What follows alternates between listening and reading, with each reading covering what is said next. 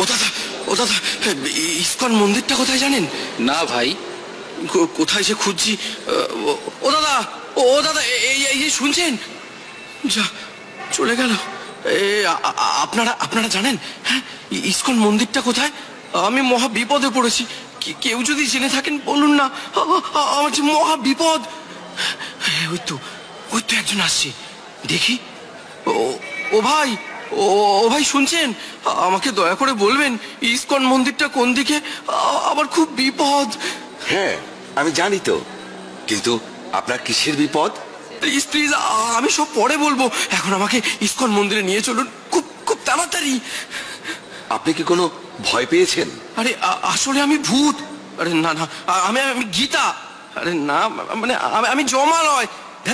কি যে বলছি। আরে আরে আপনি তো আগে আমাকে ইসকনে নিয়ে চলুন। দেখি মনে হচ্ছে কোনোভাবে বিচলিত।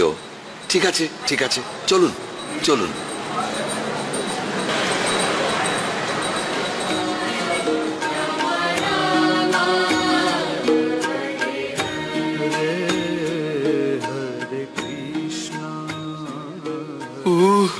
কি শান্তি পেলাম। হরে কৃষ্ণ কৃষ্ণ কৃষ্ণ হরে হরে, হরে রাম রাম রাম হরে হরে। প্রভু, ওনাকে দেখে মনে হচ্ছে উনি কোনোভাবে বিচলিত। হ্যাঁ তাই তো। আচ্ছা, আপনাকে দেখে মনে হচ্ছে আপনি কোনো ভয় পেয়েছেন? আর বলবেন না প্রভু, এই প্রাণ নিয়ে জমালয় থেকে ফিরে এলাম, আর আমি গীতা ছাড়া থাকবো না। জানেন, যমরাজ আমাকে এই গীতা পড়তে বলেছেন। তাই? কিরকম? সে অনেক কথা।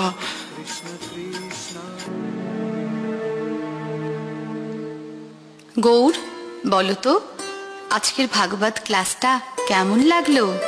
হ্যাঁ মা, উনি গল্প বলে বলে ক্লাস করান, তাই আমার শুনতে খুব ভালো লাগে। জানো মা, আমার বেশি ভালো লেগেছে মাধব প্রভুর কীর্তন। আমি তো খুব নৃত্য করেছি। ও, তোমরা তাহলে নাচানাচি করতে গিয়েছিলে? ঘরের নাচার জায়গা নেই? জানো তো, আজকে কার্তিক প্রভুর বাড়িতে গীতা পাঠ ছিল, তাই ওকে নিয়ে ফেরার সময় একটু ঢুকেছিলাম।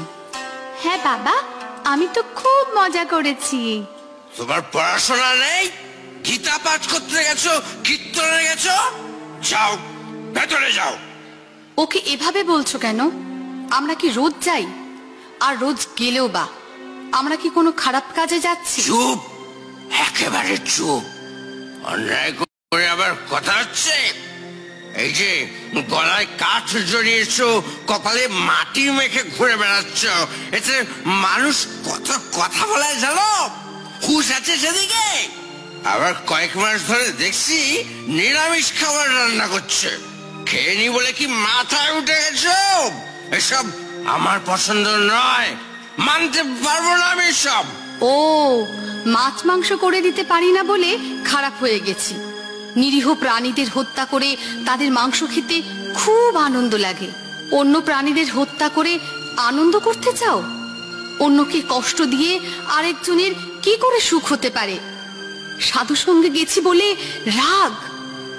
বাচ্চাকে নিয়ে তোমার সঙ্গে সিরিয়াল দেখলে আর মদ খেলে ভালো হতো। দেখো, একটু বোঝার চেষ্টা করো। সমাজের এই ভয়ঙ্কর পরিস্থিতি থেকে যদি সন্তানকে সুস্থভাবে মানুষ করতে হয়, তাহলে এই যে ধর্মের পথ, শ্রীল প্রভুপাদের গীতা অবশ্যই অধ্যয়ন করতে হবে। হ্যাঁ গো, তুমিও গীতা পড়ো, তাহলে বুঝতে পারবে আমাদের জীবনের প্রকৃত উদ্দেশ্য কি। ব্যাস, অনেক হয়েছে। এই দেখো, এই তুমি যা করছো করো, আমাকে না বেশি জ্ঞান দিতে আসবে না, বুঝেছো? সৌরভ কোন একটি অ্যাক্সিডেন্টে মারা গেছে, তাকে শ্মশানে নিয়ে যাওয়া হচ্ছে।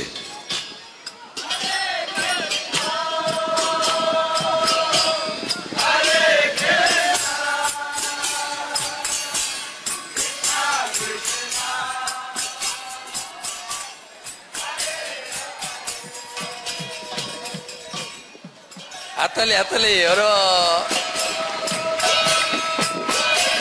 বলো হরি বল, বলো হরি বল, বলো হরি বল, বলো হরি বল, বলো হরি বল, বলো হরি বল, বলো হরি বল, বলো হরি বল, বলো হরি বল, বলো হরি বল।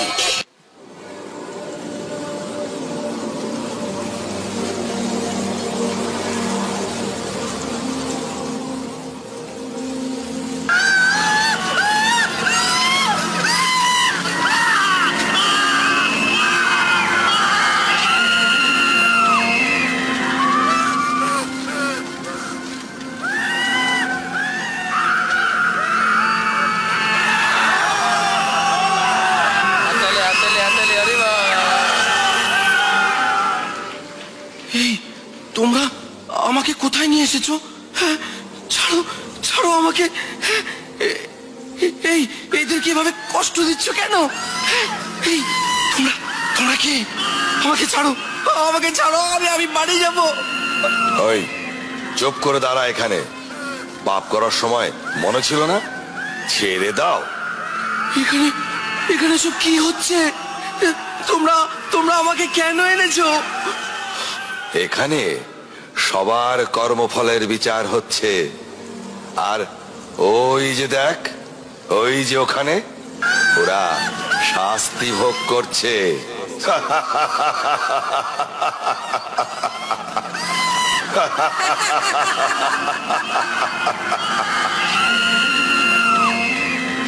এই এ কি পাপ করেছিল? ও মিথ্যে কথা বলে মানুষের সঙ্গে প্রবঞ্চনা করে তাদের টাকা গায়েব করতো। তাহলে চল ওর ওর জিভটা টেনে ছিঁড়ে ফেলি।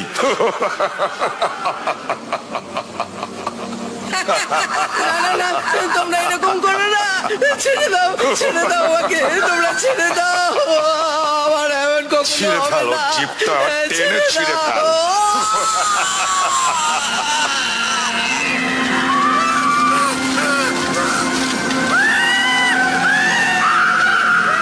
এর কি পাপ? এ জীব হত্যা করে তার মাংস খেত। তবে একে ধর, ওই গরম তেলের কড়াই আছে, সেখানে ফুটন্ত তেলে ফেলে দেই।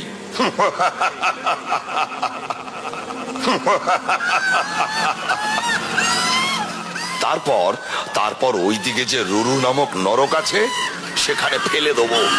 ওখানে সাপের থেকে হিংস্র রুরো কীটের কুণ্ড আছে, তারা কামড়ে কামড়ে ওর মাংস খাবে।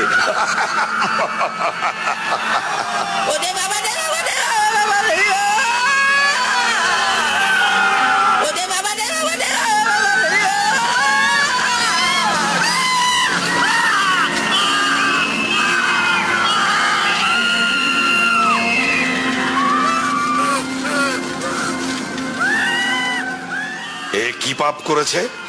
ও নেশাগ্রস্ত হয়ে পরনারীতে আসক্ত হয়েছিল। ওইদিকে তপ্ত লৌহ কুণ্ড আছে, ওইখানেই ওর স্থান।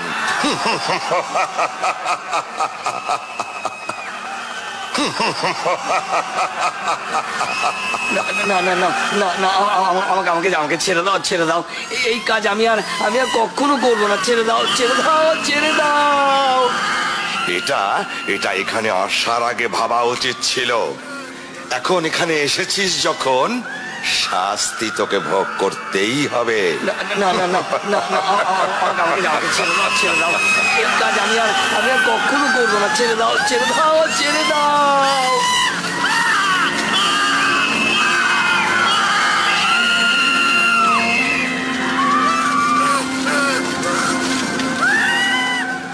এর কি অবস্থা? এই পাপিষ্ট পরস্ত্রী হরণ করেছে। তবে যাও, ওকে ওকে ওই জ্বলন্ত অগ্নিযুক্ত লৌহখণ্ডের সঙ্গে বেঁধে শুলের আঘাত করো। না না, আমাকে ছেড়ে দাও, আমাকে ছেড়ে দাও, আমাকে ছেড়ে দাও, আমাকে ছেড়ে দাও।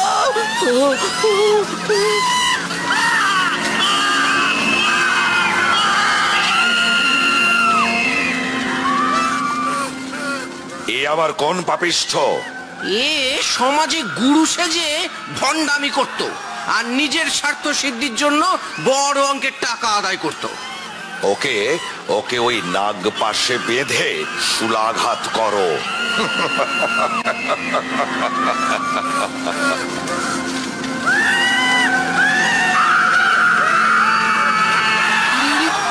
ওকে মারছো কেন? ও যে আমাদের সুদাম কাকা। ও কাকা, এই তুমি তো কদিন আগে মারা গেলে, তবে এখানে কি করে আসলে? আমি পাপ কাজ করেছি রে, তাই আমার শাস্তি হচ্ছে। এই চল, তোর সময় হয়ে গেছে। আমাকে আমাকে তোমরা ছেড়ে দাও, ছেড়ে দাও না আমাকে। তোমরা তো একজনকে ছাড়তে পারো, আমি আর কোনো পাপ কাজ করব না। ছেড়ে দাও আমাকে, আমাকে ছেড়ে দাও। চল মহারাজের কাছে চল, তারপর ঠিক যেখানে যাওয়ার সেখানেই যাবি।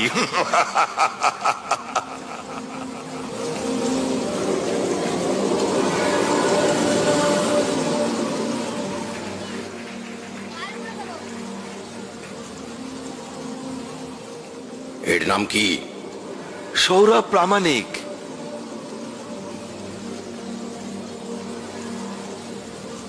আরে এর তো এখনো সময় হয়নি, তোমরা ঠিক করে কাজ করতে পারো না। ভুল মানুষকে নিয়ে এসেছে, শাস্তি তো এদেরকেই দিতে হয়। যাও, যেখানে ছিল সেখানে ফিরিয়ে দিয়েছো। উনি কে? উনি আমাদের মহারাজ।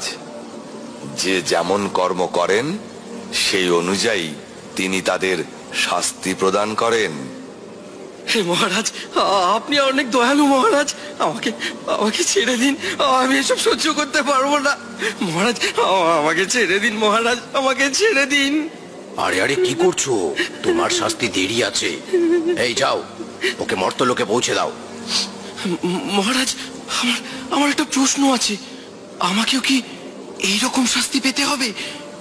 হ্যাঁ, যে যেমন কর্ম করবে তার তেমনই শাস্তি হবে। মহারাজ, মহারাজ কি করলে এই সমস্ত শাস্তি ভোগ করতে হবে না বলুন না মহারাজ।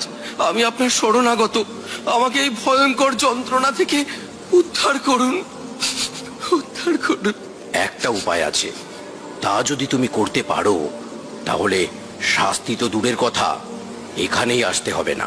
বলুন মহারাজ, বলুন, আমাকে বলুন কি সে উপায়। মর্তধামে অভয়চরণ শ্রীল প্রভুপাদ নামে এক মহান ভক্তের লেখা শ্রীমদ্ ভাগবত গীতা যথাযথ গ্রন্থ আছে।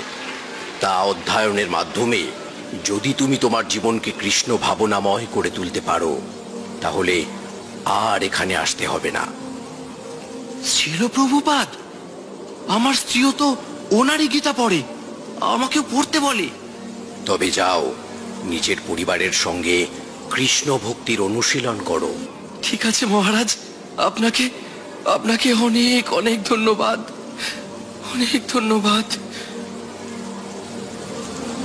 বলো হরি বল, বলো হরি বল, বলো হরি বল, বলো হরি বল, বলো হরি বল, বলো হরি বল, বলো হরি বল, বলো হরি বল, বলো হরি বল, বলো হরি বল, বলো হরি বল, বলো হরি বল, বলো হরি বল। আরে আরে তোমরা কি করছো? ভূত ভূত ভূত, পালা পালাও, ভূত এসেছে রে, ভূত এসেছে, ভূত। এ কি, আমাকে সবাই ভূত বলছে কেন? ভূত ভূত, ভূত, পালা পালাও, ভূত এসেছে রে। তুমি যেহেতু মারা গিয়েছিলে তাই সবাই তোমায় ভূত বলছে। এখন তুমি ইস্কনে যাও আর গীতা পড়ো। শুনলেন তো প্রভু, তাই এখন থেকে আমি গীতা ছাড়া এক মুহূর্ত থাকবো না। আপনাকে আমি প্রণাম জানাই। আপনার স্ত্রী অনেক ভালো ভক্ত হওয়ার কারণে আপনি জমালয় থেকে ফিরে এলেন, তাই এখন বাড়িতে ফিরে শ্রীকৃষ্ণের সংসার গড়ে তুলুন। হরে কৃষ্ণ। চলুন, আমরা সকলে মিলে একসঙ্গে কলিযুগের যুগধর্ম হরে কৃষ্ণ মহামন্ত্র উচ্চারণ করি। হরে কৃষ্ণ কৃষ্ণ কৃষ্ণ হরে হরে, হরে রাম রাম রাম হরে হরে।